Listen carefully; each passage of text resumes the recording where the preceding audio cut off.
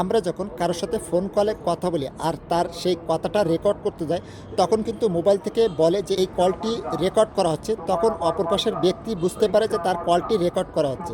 কিন্তু আপনি যদি ফোনের মধ্যে একটি সেটিংস করে নেন, তাহলে কেউই বুঝতে পারবে না যে আপনি তার কলটা রেকর্ড করছেন।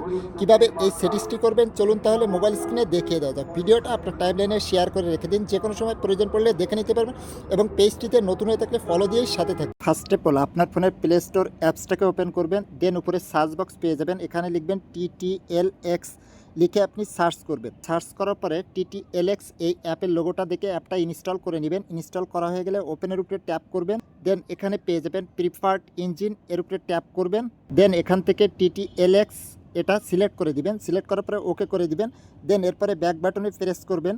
তারপরে আপনার ফোনের কল ডায়ালার অ্যাপসটাকে ট্যাপ করে ধরবেন, দেন এরপরে এখানে আপনি অ্যাপ ইনফো আয়ের মতো একটা অপশন দেখতে পাবেন, এর উপরে ট্যাপ করবেন। ট্যাপ করার পরে প্রথমে পেয়ে যাবেন স্টোরেজ, এর উপরে ট্যাপ করবেন। ট্যাপ করার পরে এখানে পেয়ে যাবেন ক্লিয়ার ডাটা, এর উপরে ট্যাপ করবেন, দেন এখান থেকে ডিলিট করে দিবেন।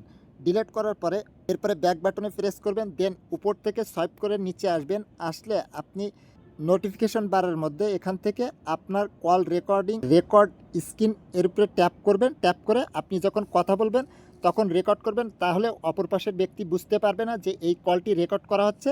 এভাবেই যদি আপনি কল রেকর্ড করতে পারবেন খুব সহজেই।